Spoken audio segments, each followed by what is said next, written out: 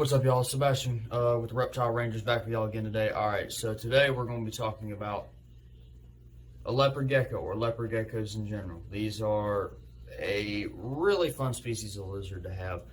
You're looking at about full grown, which give or take is about 12 inches, give or take, between there. Sometimes they get a little bit bigger. That's mainly what you're looking at.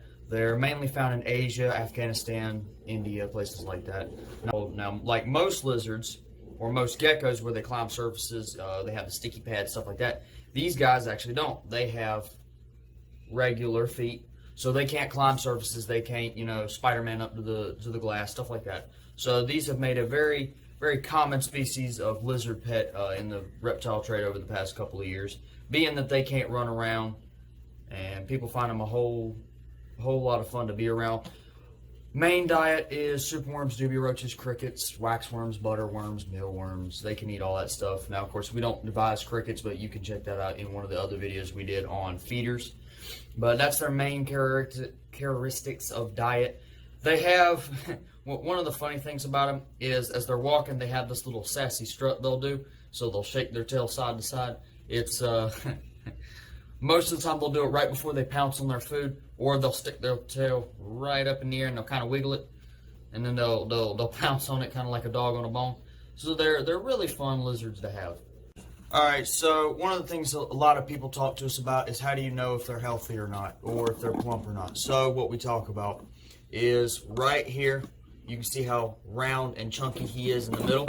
We also look at the hip structure. If you can see nice fat legs, you can't really see any bone structure, then he's good and healthy. If you can see bone structure, then he needs to be fattened up a little bit.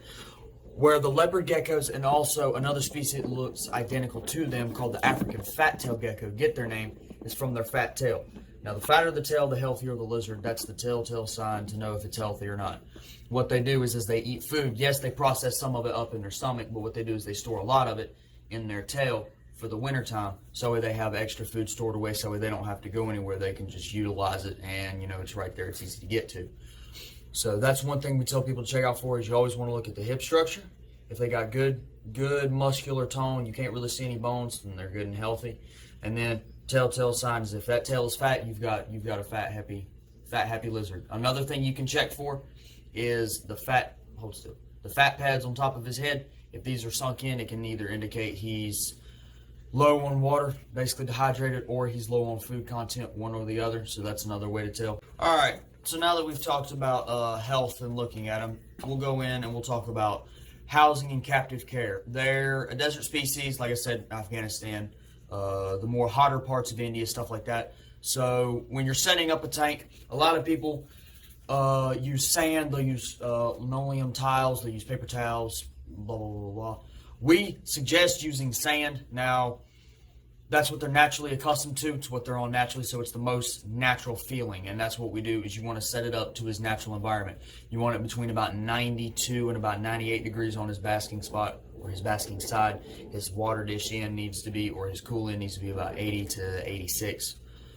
They're, like I said, desert species. They're really not that hard to keep in captivity. A lot of people make them sound a whole lot more complicated than it is.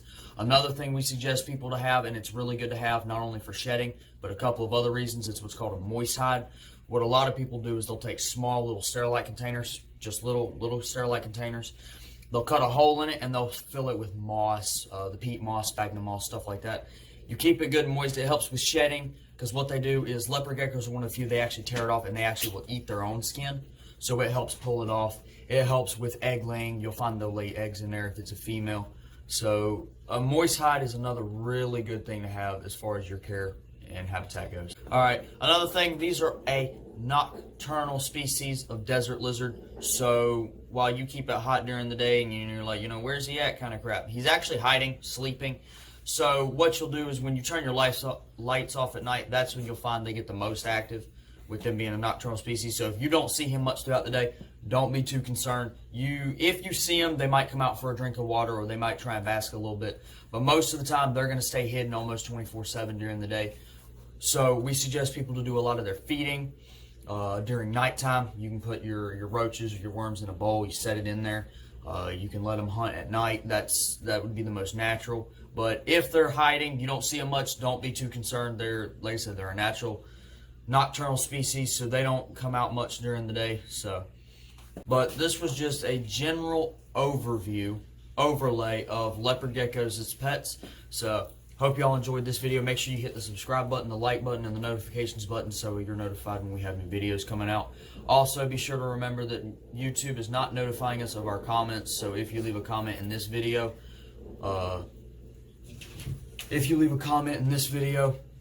know that we will get to it as soon as we see it. But if y'all have any other really important medical questions, stuff like that need our immediate attention or immediate answers, all the information to get a hold of us directly will be in the description below, so make sure you check that out. Make sure you check out all the other videos we have. Make sure you keep pushing people to subscribe. We're getting closer to that 1,000 subscriber mark, and it's going to be a blooper reel or a blooper video, so make sure you tell people about that too. And until the next video we do, the Reptile Rangers and Sebastian Griffin, we'll see you next time.